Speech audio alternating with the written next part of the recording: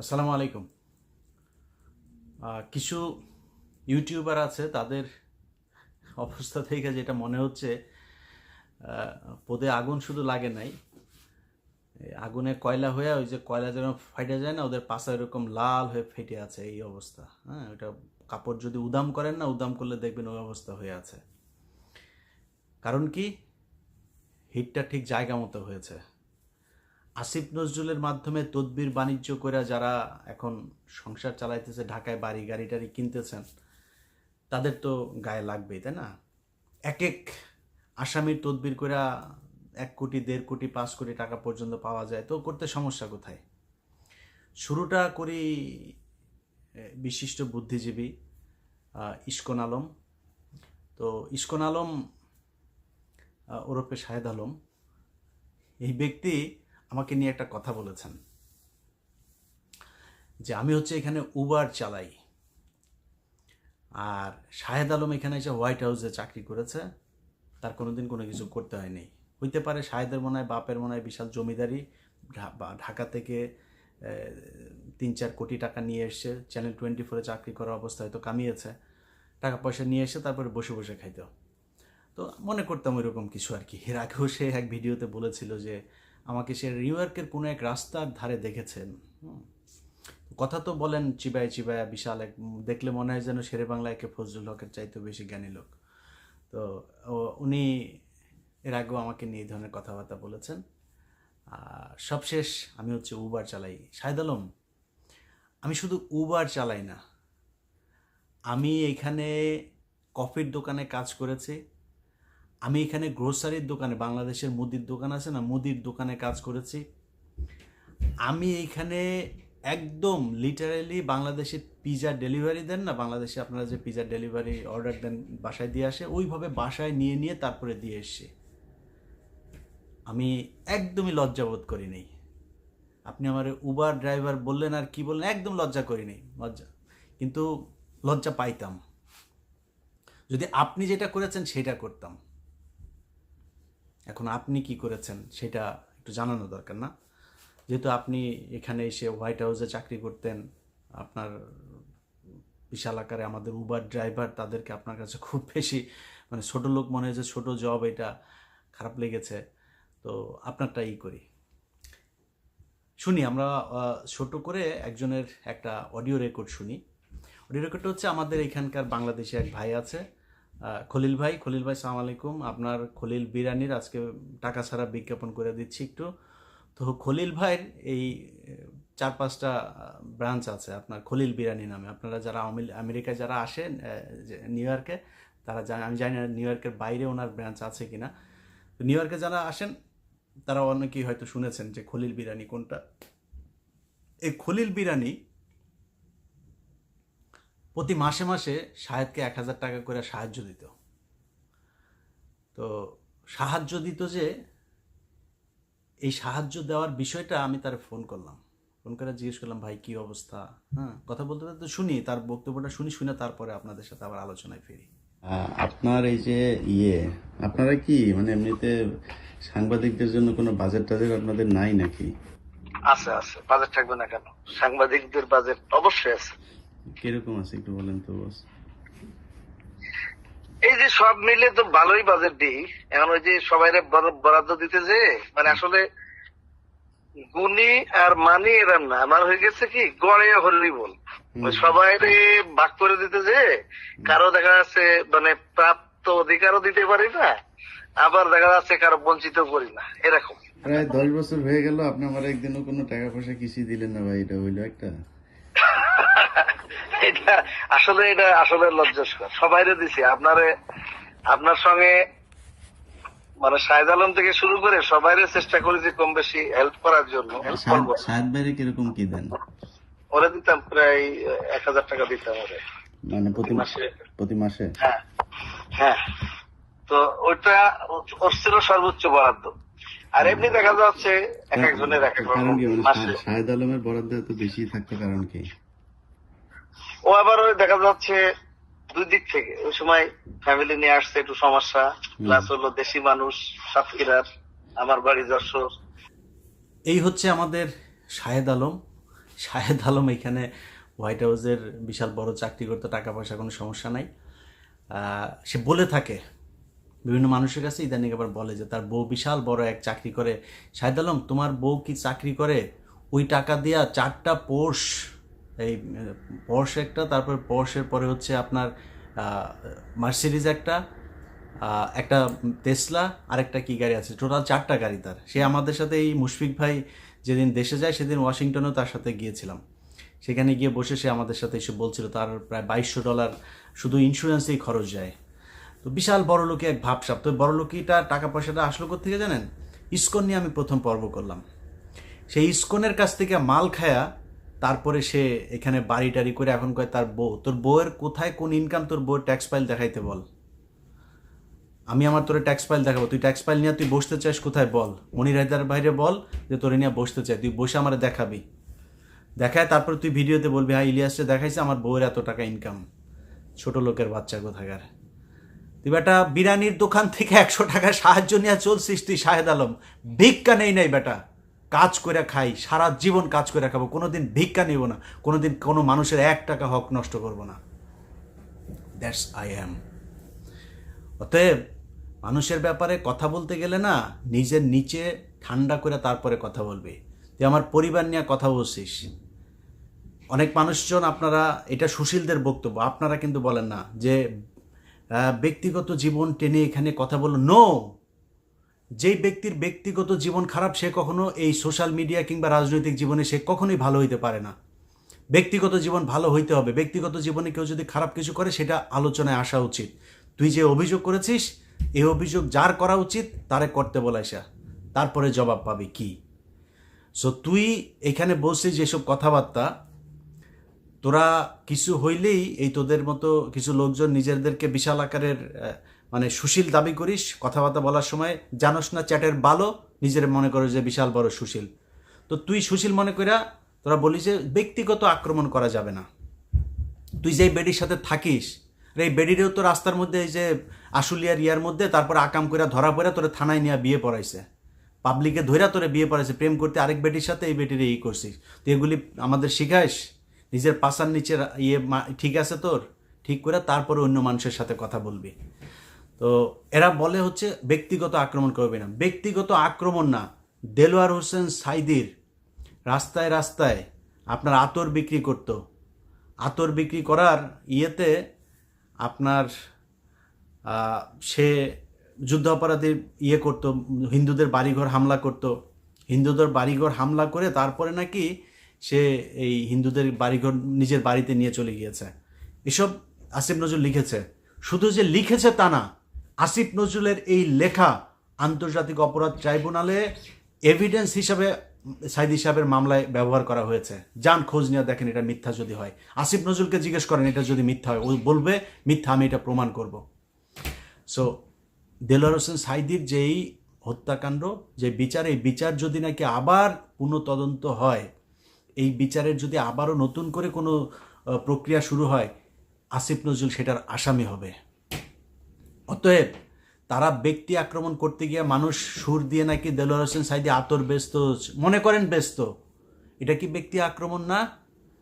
নিজামি হরিণ নিয়ে এক মহিলাকে নিয়ে পাকিস্তানি ক্যাম্পে নিয়ে দিয়ে এসছে, এটা ব্যক্তি আক্রমণ না? তাও মিথ্যা কথা, আমরা তো মিথ্যা বলি নাই। এই যে আসিফ নজরুলের যে অডিও রেকর্ড চালানো হয়েছে, আসিফ নজরুলের এই অডিও রেকর্ড তার বিয়ে করার আগের, বহু আগের এই রেকর্ড, প্রায় 10 বছর আগের।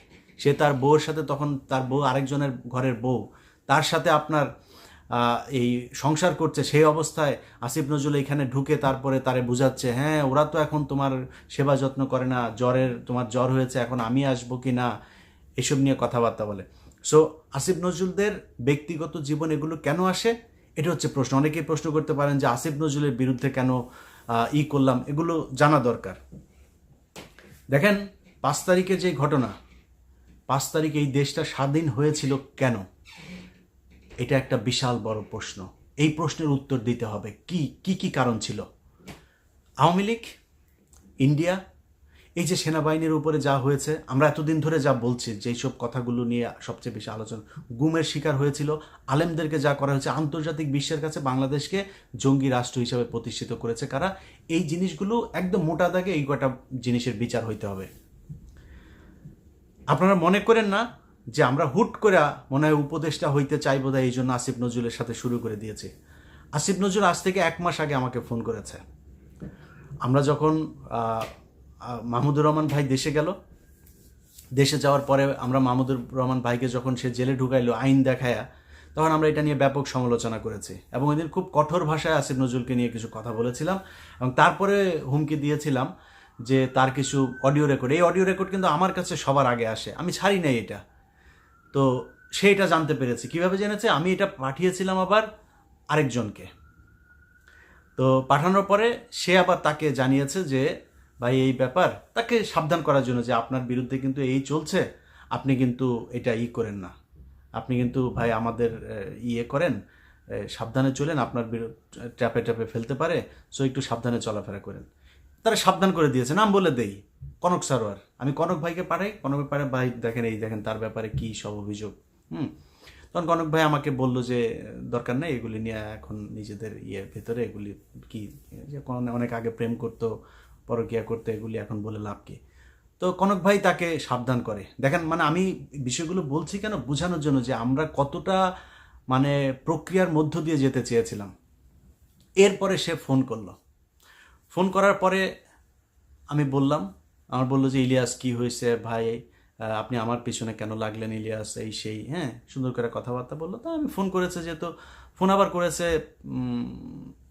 বলি ধরেন মনির হায়দার ভাই তার বাসায় গিয়েছে, মনির হায়দার ভাইয়ের নাম্বার থেকে তারপরে তাকে ধরিয়ে দিয়েছে যে ইলিয়াস আসিফ ভাই কথা বলবে। তো আমি নিয়ে কথা বললাম। তখন আমারে জিজ্ঞেস করালো কি সমস্যা, কি ভাই বলেন, কি কি হয়েছে, কি লাগবে কি, আপনি তো এইভাবে আমাদের বিরুদ্ধে লাগলে এইভাবে মানুষের ভেতরে একটা যায়, চলেন মিলেমিশে কাজ করি, দেশে আসেন, কি সমস্যা, কালকে শুনলাম আপনার পাসপোর্ট নাকি অনেক দিন ধরে পড়ে আছে, আপনি লাইভে বলছেন এটা ঠিক করে দেই। তা আমি বললাম যে স্যার আমার পাসপোর্টটা আমার লাগবে না, আপনি যদি পারেন আমার আপনার আমি পাসপোর্টের, সে আমার কাছে রিসিট চাচ্ছে। তা আমি বলছি স্যার আপনার যে পাসপোর্টের রিসিট আমি দিয়ে দেই, আপনি যদি পারেন তাহলে পাসপোর্টটা আটকায় রাখেন, আমি এসবির কাছ থেকে পাসপোর্ট নিয়ে আসবো। তো এই হয়েছে তার সাথে আমার কথা। এখন এই কথার পরে তাকে সেদিন শেষ যেটা হয়েছে যে স্যার আপনাকে আমরা অনেক পছন্দ করি, অনেক ভালোবাসি, আপনি 5 তারিখের আগে আপনাকে যে হিসাবে জানতাম আপনার কাজগুলো যেন স্যার ওই রকমই হয়। এই হলো তার সাথে ওই দিন আমার ফোন আলাপের শেষ। তার 3 দিন পরে সে ফারুকীকে উপদেষ্টা বানিয়েছে। এবার বলেন তার সাথে মিলেমিশে কাজ করব কিভাবে? যেই হোক, আসিফ নজরুল তো বিশাল পাওয়ারফুল না, বলতে পারেন যে ডক্টর ইউনূসের প্যারালাল একটা মানে পাওয়ার সে এখন প্র্যাকটিস করছে।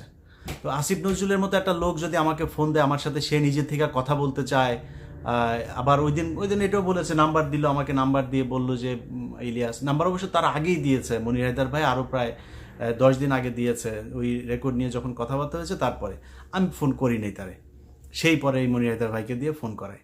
তো মনির হায়দার ভাই চেয়েছে যে সম্পর্কটা ভালো হয়ে যাক। এখন আসিফ নজরুলের যখন ফারুকীকে করলো, এরপরে তো আর কোনো কথা নাই।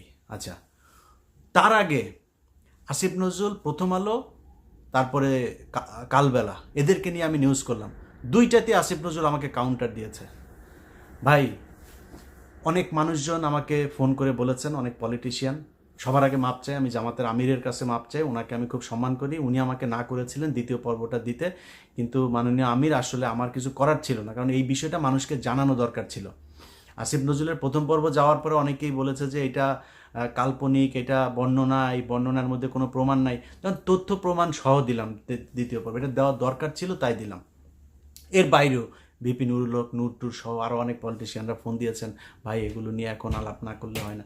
তো আমি তাদেরকে একই কথা বলেছি, আমি কিন্তু যা কথা বলছি আমি সোশ্যাল মিডিয়াতে আমার এই রেকর্ড থাকবে, সো আমি সব কথার জন্য দায়িত্ব নিয়ে বলছি।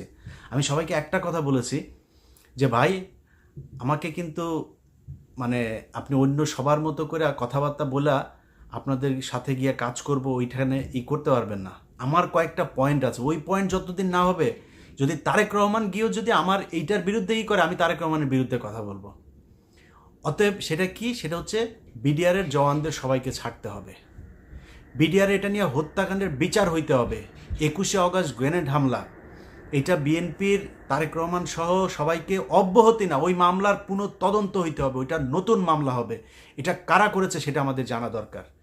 আমি তারেক রহমানের কাছে অনুরোধ থাকবে, আপনারা এটার অনুসন্ধান করেন। আপনিও জানেন এটা কারা করেছে, আমার কাছে ওটার সব তথ্য প্রমাণ আছে, আমি সেটা নিয়ে কাজ করছি। এই কয়েকদিনের ভেতরে ওটার ভিডিও দেখবেন আপনারা। অতএব আপনি 21শে আগস্ট বিডিআর হত্যাকাণ্ড, তারপরে উদিচি, নারায়ণগঞ্জ বোমা হামলা, যেই ঘটনা, শাপলা চত্বরে যে হত্যাকাণ্ড, এগুলো সব বিচার হইতে হবে খুব দ্রুত। এটার ব্যাপারে কমিশন গঠন করে এগুলোর ব্যাপারে কাজ করতে হবে। আজকে 2024 সালের ডিসেম্বর মাস, আমি বাংলাদেশের মানুষের সামনে ভিডিওতে বলে যাচ্ছি, বিডিআর হত্যাকাণ্ড নিয়ে কমিশন গঠন করবে না তারা। অতএব এই যে মানে আপনার কোনো কিছুই যে হচ্ছে না, মানে ইন্ডিয়ার ব্যাপারে সব জায়গায় চুপ, সব কিছুতে কাজ চলছে, এটা চলছে ওটা, যে ইন্ডিয়ার ব্যাপারে সব কিছু চুপ। বিডিআরের জওয়ানরা এখন পর্যন্ত জেলখানায় কেন থাকবে, কাকে খুশি করার জন্য? এটার জবাব আসিফ নজরুলকে দিতে হবে। তো সব এই রাজনীতিবিদ থেকে শুরু করে যারা যারা ছিল সবাইকে আমি এক কথাই বলেছি যে ভাই, আমি আসিফ নজরুলের প্রতি আমার ব্যক্তিগত কোনো ক্ষোভ নাই, আমার রক্তের গ্রুপ কিন্তু ইন্ডিয়া নেগেটিভ। সো আমি ইন্ডিয়ার ব্যাপারে কোনো কম্প্রোমাইজ করবো না। ইভেন শেখ হাসিনাকে যদি আমি প্রমাণ পাই, তথ্য পাই, ওটা দেওয়া সম্ভব না, ফেরাউন ওইটার হেদায়েত হওয়ার দিন শেষ। কিন্তু সে কথার কথা বলছি, শেখ হাসিনাকে যদি প্রমাণ পাই ও ইন্ডিয়ার বিরুদ্ধে কাজ করছে, আমি শেখ হাসিনার পক্ষে কাজ করব। এটা শেখ হাসিনা ক্ষমতায় থাকতে বলতাম, এখনও বলছি। অতএব আমার সমস্যা হচ্ছে ইন্ডিয়া। এই দেশের যত সমস্যা, সব সমস্যার মূল হচ্ছে ইন্ডিয়া। যত কিছু সমস্যা, সব সমস্যা ইন্ডিয়া বাধায়। অতএব তাদের এটার বিচার করতে হবে। কারা কারা, কোন কোন সেনাবাহিনীর অফিসার, সেনাবাহিনী এদেশে বিচারের উঠছে না, তাদের বিচার করতে হবে। কোন কোন সেনাবাহিনীর অফিসার এই গুমের সাথে জড়িত ছিল? শুধুমাত্র জিয়াউল হাসান আর ওই ক্যাপ্টেন সোহেল, এই দুইজন সব হত্যাকাণ্ডের সাথে জড়িত না, আরও অনেকে আছে, তাদেরকে ধরতে হবে। প্রথম আলো, ডেইলি স্টার, কালবেলা সহ যেসব সাংবাদিকেরা এই গত 15 বছরে আলেমদেরকে জঙ্গি বানিয়েছে, পুরো বাংলাদেশকে সারা পৃথিবীর সামনে জঙ্গি রাষ্ট্র বানিয়েছে, তাদের বিচার করতে হবে, দ্রুত তাদেরকে ধরতে হবে। এইটা ছাড়া শাক দিয়ে মাছ ঢেকে ইলিয়াসকে আপনাদের সাথে কাজ করানো যাবে না, কখনোই যাবে না। কত কোটি টাকা দিবেন আপনি আমারে বলেন আমি উবার চালাই? আরে বেটা, উবার চালাই, সমস্যা কোথায়? তোর মতো ভিক্ষা করি রে, তোদের মতো চুরি করি, চুরির টাকা আমার পকেটে ঢুকাই। ওইটা ঢুকাইলে তোর হাসিনা মার সময়ে তোর বাপের এখানে বাড়ি থাকতো, তাও নিউ ইয়র্কে না, ক্যালিফোর্নিয়ার সবচাইতে টপ ক্লাস জায়গায় বাড়ি থাকতো। জায়গার নাম বলতে বলেছে, কই কিনবেন ওই জায়গার নাম বলেন। ইলিয়াস বিক্রি হওয়ার জিনিস না। আমার কথা বলায়, আমার স্টাইলে আমি কথা বলি, আমার কথায় কারো পছন্দ হইতে পারে, না হইতে পারে, কোনো সমস্যা নেই। কত মানুষ ভাই কত কিছু বলতেছে, এত কিছু শোনার টাইম আছে নাকি? ফেসবুকে একজন মেসেজ পাঠিয়েছে, কারণ আমি ফেসবুকের মেসেঞ্জারে খুব কম যাই। একজন মেসেজ পাঠিয়েছে, হঠাৎ করে দেখি যে মানে শেষ মেসেজ মানে বিশ্রী গালাগালি করেছে, এটা মুখে উচ্চারণ করছে না, বিশ্রী গালাগালি। কিরে ভাই, আমার ফেসবুক ফ্রেন্ড গালাগালি করলো কে? একটু উপরে যায় দেখি সে আরও প্রায় মানে 1-1.5 বছর ধরে আমার বিভিন্ন সময় মেসেজ পাঠায়। আমি আসলে মেসেজ তো চেক করার সময় পাই না ভাই, আমার এত মানে সময় নাই। এখন আমি কি করব? আপনি আমার কাছ থেকে জোর করে যদি মনে করেন একজন ফোন করেছেন আমি ধরতে পারি নাই, একজনের সাথে ফোন করে ভাই আপনাকে একটু পরে কল দিচ্ছে, বা একজনের সাথে কথা বলছি, আরেকজনকে বলছে, আরেকজন কল করেছে আরেক ফোনে, হচ্ছে ভাই একটু পরে কল দিচ্ছি, ওনার সাথে 1 ঘন্টা কথা বলেছে, ভুলে গিয়েছে এর আগে কে কল করেছে, আমি কল করতে পারি নাই। এইটুক কমন সেন্স থাকার দরকার যে আমার মতো একটা জায়গায় বসে অনেক গুরুত্বপূর্ণ মানুষজনের সাথে কথা হয়, অনেক গুরুত্বপূর্ণ কাজ করি, একা মানুষ। অতএব আমার ব্যস্ততার বিষয়টা আপনার মাথায় একটু থাকা উচিত। সেই ব্যক্তি আমাকে আগে মেসেজ পাঠিয়েছে, ভাই আপনাকে অনেক ভালোবাসি, ভাই আপনার সাথে কথা বলতে চাই, ভাই প্লিজ ফোনটা একটু রিসিভ করেন, প্লিজ একটু মেসেজটা রিপ্লাই দেন। সব শেষ লিখেছে, যা জঘন্য গালাগালি সব দিয়েছে। আমার দোষটা কি বলেন তো? আমার দোষটা ওই লোকের মেসেজ আমি দেখি নাই, ওই লোককে আমি মেসেজ রিপ্লাই দিই নাই, এটাই হচ্ছে দোষ। এরকম কত মানুষ কত দিক থেকে কত কিছু। ভাই আমি তো পলিটিক্স করব না, আমি বিপ্লব করতে এসেছি। এখানে যেটা করি না এটা বিপ্লব করি। এই দেশের মানুষকে যে কোনো পরিস্থিতিতে, যে কোনো খারাপ পরিস্থিতি বলেন, ভালো পরিস্থিতি বলেন, যেই পরিস্থিতিতেই হোক, এই দেশের মানুষকে সব সময় ভারতের বিরুদ্ধে সজাগ রাখার জন্য যা প্রয়োজন সেটা করব। আমাদেরকে কেনা যাবে না। এখন আপনারা যদি কিনতে না পাইরা তারপরে যদি নাকি আমাদের বিরুদ্ধে যা মনে চায় তাই বলেন, কিছু করার নাই তো। আপনি যদি আজকে ধরেন একটা জিনিস, আপনার সাথে আমার মানে মতের পার্থক্য থাকতে পারে, সেই মতের পার্থক্য থাকার কারণে যদি নাকি কেউ মনে করে যে আপনি আমার বিরুদ্ধে কথা বলবেন, আপনি আমাকে যা মনে চায় তাই করবেন, কিছু করার নাই তো। কিছু করার আছে? আপনি আমার বিরুদ্ধে 2টা ভিডিওতে কথা বললেন, ভাই আমার যদি কোনো কিছু খারাপ থাকে বলে দেন, সমস্যা নেই। কিন্তু একটা জায়গায় মাথায় রাখেন, আমাকে বিএনপির লোক বলে হইলো শিবিরের লোক, আর শিবিরের লোক বলে ও হইলো বিএনপির লোক। আমার আওয়ামী লীগ বলে না কিন্তু কেউ। আমার বলে আমি উবার চালাই, কিন্তু আমি অসৎ এটা কিন্তু বলে না। আমার অনেক অবৈধ টাকা আছে এটা কিন্তু বলে না। That's what I want. অতএব আপনি আমারে যদি মনে করেন আমারে খারাপভাবে উপস্থাপন করছেন, আপনি ইনডিরেক্টলি আমাকে উপকার করছেন। আপনার আছে না, 2 টাকায় বিক্রি হওয়া, তোর মাসে মাসে বিরিয়ানির থেকে ভাগ নেওয়া, শাহেদ তোর বাপ ইশরাককে যা জিজ্ঞেস কর, তোর ইশরাক বাপেকে যা জিজ্ঞেস কর, ভাই ইলিয়াসের কোভিডের পরপর আপনাকে করছিল, গেছিলেন, যা চেয়ারম্যান মহোদয় বলছিল যে ইলিয়াস বোধহয় সমস্যায় আছে, তো ওরে একটু দেখে টেকে আইসো। তো চেয়ারম্যান বলছে যেহেতু ইশরাককে, উনি আসছেন আমার সাথে দেখা করতে, যে ইলিয়াসের সাথে যেন দেখা করে আসে। তো ইশরাক ভাই মনে করছে যে ইলিয়াস ভাইয়ের সাথে দেখা করে কি করবো, তো ইলিয়াস ভাইরে একটু উপকারও করে যায়, একটু আর্থিকভাবে কিছু যদি লাগে। তো ইশরাক ভাই টাকার খাম একটা নিয়ে আসা মানে ভালোবাসা, যা বলছে এটা কিন্তু কোনো অভিযোগ করছে না, ভালোবেসে তারপরে ইশরাক ভাই এসে বলছে, ইলিয়াস ভাই আপনি তো নানান সমস্যার ভিতরে আছেন, তো করেন, এটা রাখেন। তোর বাপের যায় জিজ্ঞেস কর তোর বাপ দিতে পারছে কিনা, যা তোর ইশরাক বাবাকে গিয়া জিজ্ঞেস কর, ভিডিওতে কথা বলছে।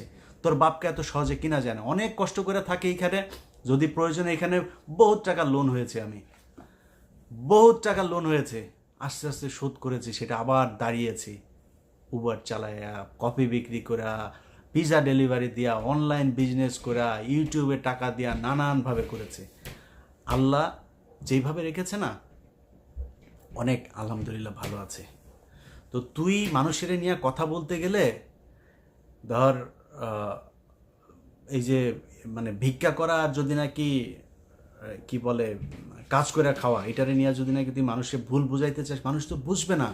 এখন মানুষ কেন আমাকে বিশ্বাস করে, মানুষ কেন আমার ভিডিও দেখে, মানুষ কেন সব আমাকে সাপোর্ট করে, আসিফ নজরুলকে সাপোর্ট করে না, এরা এখন মানুষের বিরুদ্ধে লাগছে যে সব মানুষ হচ্ছে মূর্খ, ওই আর মাসুদ কামাল আর ওই জাহেদ আর হইলো গোলাম ময়লা রনি, এই 4-5 জন হইলো গিয়া, আরেক চাঁদাবাজ আছে 2টা, ওই 2 চাঁদাবাজ, এগুলি বিভিন্ন ফ্যাক্টরি থেকে সমানে চাঁদা খাইছে। আরে বেটা, আমেরিকায় থাকিস, কানাডায় থাকিস, তোর পোলাপাইন হবে 2 দিন পরে, তোর এটির চিন্তা নাই, এদের পেটের মধ্যে যে এগুলি ঢুকাইতেছিস এটা তো বের হবে। তোদের মতো এরকম এই ধরনের এই সকল্ড এই টাকা পয়সাওয়ালা লোকজনের পোলাপান রে, ওই ঢাকা যখন কিনা 21 টিভিতে চাকরি করতাম, তখন মা দিবস, বাবা দিবস এগুলোতে যাইতাম বৃদ্ধাশ্রমে, সব তোদের মতো পয়সাওয়ালা লোকের পোলাপান থাকে।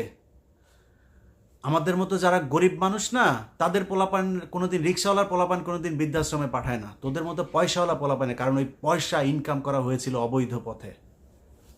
একটু হিসাব করে দেখ, সারা দেশের ভেতরে আওয়ামী লীগ যা করেছে, যেই লুটপাট করেছে, তাদের টাকা পয়সা এখন খাওয়ার মানুষ নাই। বস্তায় বস্তায় টাকা দিচ্ছে, ঘুষ বস্তায় বস্তায়, গাড়িতে করে টাকা নিচ্ছে, সেনাবাহিনীর কিছু অফিসার গাড়িতে করে টাকা নিচ্ছে। খোঁজ নিয়ে দেখ, বাড়ির ভেতরে পুরা নিচের আন্ডারগ্রাউন্ড পুরাটা ডলার, ওই কারেন্সি টাকা, এইভাবে সব করা রয়েছে। টাকা একদিনে সরাইতে পারতেছে না, সময় নিয়ে 1 দিন 2 দিন 3 দিন অল্প অল্প করে সে টাকা সরাচ্ছে। যা খোঁজ নিয়ে দেখ, টাকা দিয়ে করবে কি? আরে বেটা, সম্মান আর টাকা সব কিছু একসাথে পাওয়া যাবে না। এখন পাবলিকের বিরুদ্ধে লাগছিস, পাবলিক হলে গিয়ে সব অসহায়, গরিব, পাবলিক মূর্খ, পাবলিক সবই ভয়ঙ্কর জিনিস। মাননীয় প্রধান উপদেষ্টা, আপনাকে বলি, আপনার প্রেস সেক্রেটারি তার কমেন্ট অপশন বন্ধ করে রেখেছে ফেসবুকের। This is symptom of Awami League fascism. অতএব ওরে বললেন যে যেদিন জনগণের ভয়ে কমেন্ট অফ করতে হবে, সেদিন ইলিয়াস মানে পুরানা 100% আসিফ নজরুলের ফেসবুকে যায়, ইউটিউবে যায়, যান কমেন্ট পড়েন, আর আমার কমেন্ট পড়েন। আমি যেদিন দেখব মানে 100 বা 50% না, 30% মানুষ যেদিন আমাকে নিয়ে গালাগালি করবে, আমাকে যেদিন বাজে কমেন্ট করবে, আমার বিরুদ্ধে যাবে, সেদিন আমি ইউটিউবে ফেসবুকে থাকবো না। আমি বুঝবো যে সামথিং ওয়েন্ট রং। অতএব আমাকে এখান থেকে লিভ নিতে হবে, আমি ঠিকমতো পারছি না। সো আপনি যেটা বলছেন, আমি আপনাদের অনেকের যারা কিনা মানে এই মাসুদ কামাল আর জায়েদ টেকদের মতো উপদেষ্টা হওয়ার জন্য আসিফ নজরুলের জাঙ্গা ধইরা একটু কামড় দিয়া চিপ দিয়া জাঙ্গার নিচের ঘামটাম খাওয়ার জন্য বসে আছেন, আপনাদেরকে বলবো যে আপনারা ওগুলি করতে থাকেন। কিন্তু অন্য মানুষ যারা কিনা আমাকে আরও আমার পক্ষের মানুষজনও তো আছেন, তাদের অনেকেরও আমার সাথে ফোনে বা তারাও সোশ্যাল মিডিয়াতে কথা বলে, আমি কাউকে বলি নাই, একজনকেও বলি নাই যে আমার পক্ষে আপনি একটা ভিডিও বানাই দেন, আমার পক্ষে কাউকে বলি নাই। তো তাদেরকে বলবো, যারা আসলেই গঠনমূলক সমালোচনা করতে চান তাদেরকে বলবো যে ভাই, আমি ব্যক্তিগত আক্রমণের জন্য এখানে আসি নাই। ব্যক্তিগত আক্রমণ তারা করেছে, তাদের ব্যক্তিগত আক্রমণে এই গেল 15 বছর খালেদা জিয়ার বিরুদ্ধে ব্যক্তিগত আক্রমণ হয় নাই। কিছুক্ষণ আগে শুনছিলাম তারেক রহমান বমির উপরে পড়েছিল, মেরে কোমর ভেঙে তারপরে বমির উপরে ফেলে রাখা হয়েছিল, তাকে তো মেরে ফেলার জন্য চেষ্টা করা হয়েছিল। এটা কি আক্রমণ? তারেক রহমান কি প্রতিষ্ঠান, কোম্পানি? খালেদা জিয়া কোম্পানি যে ফ্যাক্টরি, তারা নিয়ে যা ইচ্ছা তাই বলা যাবে? কি বলে নাই সেটা বলেন। খালেদা জিয়ার চরিত্র থেকে শুরু করে অর্থনৈতিক 2 কোটি টাকার এতিমের টাকা আত্মসাৎ থেকে শুরু করে কি বলে নাই সব বলা হয়েছে। ওগুলি ব্যক্তিগত আক্রমণ ছিল না?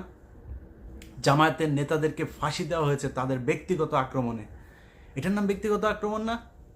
আমি মনে করি না, কোনোটাই ব্যক্তিগত আক্রমণ না। যারা ব্যক্তি এই পাবলিক ফাংশন করতে আসবে তাদের কোনো ব্যক্তি জীবন নাই, তাদের জীবন স্বচ্ছ থাকতে হবে, ট্রান্সপারেন্ট থাকতে হবে। এবং আমি আমার জীবন সম্পর্কে ট্রান্সপারেন্ট থাকতে চাই। আমার বিরুদ্ধে যে কোনো অভিযোগ যদি আসে, যে অভিযোগ আসুক, প্রতিটা অভিযোগের জবাব দিতে আমি রাজি। যে বলবে, যার যেমনে বলবে, আমার সাথে আসবে, আসে সে ব্যক্তি বলবে যে সে পুরুষ হোক নারী হোক যাই হোক, সে আসবে বলবে যে আমার সাথে বসতে চায়। যে কোনো প্ল্যাটফর্মে আমি তার সাথে বসবো, বসে তারপরে পূজায় দিব যে কার দোষ কার ভুল কি হয়েছে, আমার সাথে যদি কারো কোনো সমস্যা হয়ে থাকে সব কিছু জবাব দিব। কিছু বলি না, অনেক কিছুই আছে যেগুলো নিয়ে কিছু বলার দরকার নেই, বলে লাভ কি? যে যার যার মতো থাকুক, ওগুলো নিয়ে কোনো কথা বলি না। অনেক মানুষের কাছে অনেক কথাবার্তা শুনি, অনেক অভিযোগ শুনে হাসি শুধু। যে ঘটনা কি আর বর্ণনা হয়েছে কি, ওইটা নিয়ে যদি কোনো দিন যদি কারোর সাথে কোনো বিষয় নিয়ে আলাপ হইতে আসে, কেউ যদি করতে আসেন, আমার ব্যক্তিগত যে কোনো জীবন নিয়ে আমি আলাপ করতে রাজি, একদমই ট্রান্সপারেন্ট। তো এটাই যেটা বললাম, যে আপনাদের সবার কাছে অনুরোধ থাকবে যে আমি মানুষের জন্য কাজ করি, এই দেশের জন্য কাজ করি। দেশের মানুষের বিরুদ্ধে যেদিন যাব, সেদিন আমি বুঝবো যে দেশের মানুষ আমার পক্ষে নাই। সো সেদিন থেকে আমাকে অন্য চিন্তা করতে হবে। যেদিন শুনবেন যে নিউ ইয়র্কে আমার বিশাল আকারে শাহেদ আলমের মতো 2-3টা বাড়ি, 4টা গাড়ি, তারপরে এইসব মানে লাক্সারিয়াস জীবন যাপন করতেছি, সেদিন মনে করবেন যে আমি গন, আমি আর ঠিক নাই, আমি ভুল পথে চলে গিয়েছি। অতএব ওই জায়গায় কোনো দিন যাবো না। আপনাদের কাছে অনুরোধ যে উপদেষ্টাদের সাথে যে কথাগুলো বলেছি, যে বিষয়গুলো নিয়ে আলাপ করেছি, এই বিষয়গুলো আসলে আমি নিজে থেকে করতে চাইনি, তারা বাধ্য করেছে। এবং বিএনপিকেও বলবো যে বিএনপির লোকজন যারা আছেন তারা হয়তো অনেকে মনে করছেন যে আসিফ নজরুলরা হচ্ছে গিয়ে আপনাদের পক্ষে কাজ করছে, একটা ভবিষ্যৎবাণী করে যাই সব শেষে। অপেক্ষা করেন, এপ্রিল মের দিকে আসিফ নজরুলদের বিরুদ্ধে বিএনপি এবং জামায়াতকে রাস্তায় নামতে হবে, এই ভবিষ্যৎবাণীটা করে গেলাম।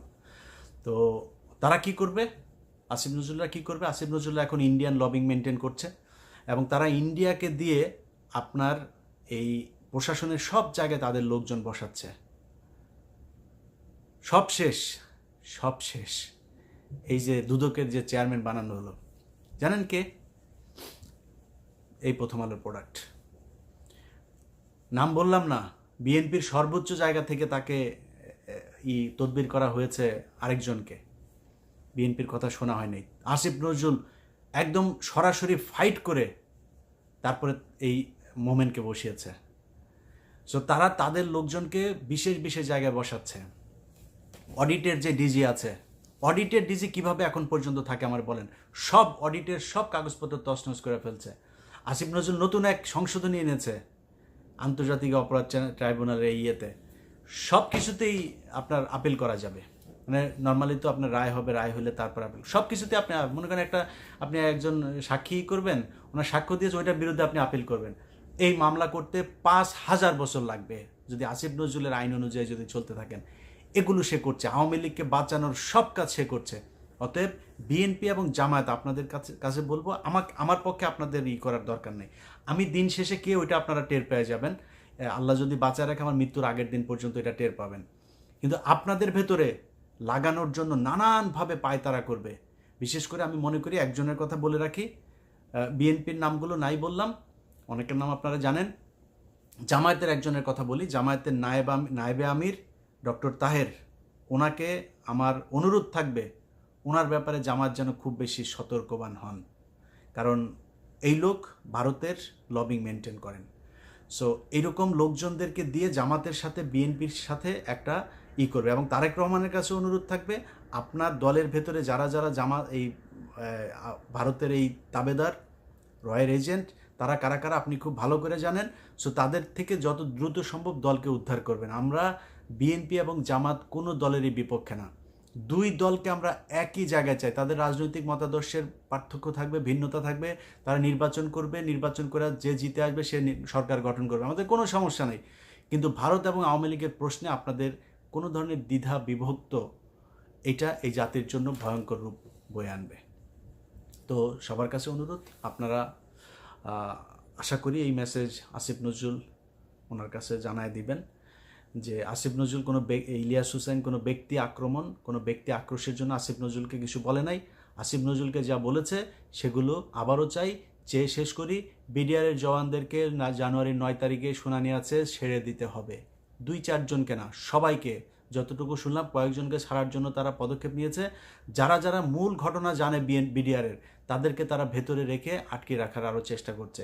সবাইকে ছাড়তে হবে, এই মামলা খারিজ করতে হবে, এই মামলা পুরো খারিজ করতে হবে। নতুন মামলা হবে, বিডিআরের হত্যাকাণ্ড নিয়ে নতুন কমিশন তৈরি হবে, এবং সেই কমিশনে অবশ্যই যারা গুম ছিল, কর্নেল হাসিনুর রহমান, সুমন ভাই, তারপরে ওই যে শোয়েব ভাই, তারপরে ওইদিকে যারা যারা আছে, এদেরকে এটার সম্পূর্ণ ক্ষমতা দিতে হবে।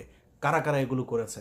এখন সেনাপ্রধানের পাশের ওই মেজর জেনারেল, ওই লেফটেন্যান্ট জেনারেল, এরা না, এদেরকে দিয়ে ওই কমিশন হবে না। যারা গুম ছিল তাদেরকে দিয়ে করতে হবে এই কমিশন। যেই সব পরিবার, আলেমদের যাদের যাদের গুম করে রাখা হয়েছিল, তাদের পরিবারকে জঙ্গি নাটক সাজিয়ে হত্যা করা হয়েছে, তাদের পরিবারের কাছে ক্ষমা চাইতে হবে, তাদের পরিবারকে ক্ষতিপূরণ দিতে হবে। ওই ঘটনাগুলোর আলাদা আলাদা তদন্ত হইতে হবে। প্রথম আলো, ডেইলি স্টার, কালবেলা সহ যেই সব পত্রিকা, টেলিভিশনের সাংবাদিকরা এখনো পর্যন্ত দোষরদের হয়ে কাজ করছে, আগে কাজ করতো, এখনো কাজ করছে, হত্যা মামলার আসামি, তাদেরকে খুব দ্রুত গ্রেপ্তার করতে হবে। ছাত্ররা যারা আহত আছে এখন পর্যন্ত, তাদের সর্বোচ্চ চিকিৎসা দিতে হবে। যারা মারা গিয়েছিল 5 লাখ টাকার খয়রাতি না, তাদেরকে 5 কোটি, অন্তত 1 কোটি টাকা তাদেরকে দিতে হবে। সো এই বিষয়গুলো পরিষ্কারভাবে আমাদের সামনে আসতে হবে। যদি না আসে, তাহলে কে আমারে কি বললেন, জামায়াতের আমির বললেন না তারেক রহমান বললেন, আমি কোনোটারে কেয়ারও করি না। যদি এই জায়গাগুলো যদি ঠিক করে দেন, আমি জামাতের আমিরের পায়ে ধরে বসে থাকবো, তারেক রহমানের পায়ে ধরে বসে থাকবো, কোনো সমস্যা নেই আমার। কিন্তু এই জায়গায় কোনো ছাড় না, কোনো ছাড় দেওয়া যাবে না। এই 15 বছর ভারতের বিরুদ্ধে যুদ্ধ করেছে এই জন্য না। 5 জানুয়ারি অনেক মানুষ বলে ফেলেন না, ধাপ করে বলে ফেলতে পারেন যে ভাই দেশে আসেন, দেশে এসে এই করেন। দেশে এসে আপনি যে বলেন না আমারে, এই রাস্তায় যারা মারামারি করেছে ওই লোক আমারে বলে না। আপনি যিনি বলেন ওই জীবনে কোনোদিন রাস্তায় নামেন নাই। আমি ইলিয়াস 2014 সালের 5 জানুয়ারি নির্বাচনে আমি ইলিয়াস একা যুদ্ধ করে এসেছি, একা, ওইখানে থেকে কখনোই কম্প্রোমাইজ করি নাই, আজকেও করছি না, ভবিষ্যতেও কোনোদিন করব না। খলিল বিরানির থেকেও 1000 টাকা ভাগও নিব না, উবার চালায় খাইতে হইলে না। আরও যদি মাটি কাটতে যদি হয় আমেরিকায়, মাটি কেটে খাবো। শাহেদ আলম, তুমি আমারে নিয়ে উবার ড্রাইভার বলো, না কফি বিক্রেতা বলো, ডেলিভারি ম্যান বলো, যা মনে চায় বলো, আমি চুরি করি না, বিরানির থেকে 1000 টাকা ভাগ নেই না। আল্লাহ হাফেজ।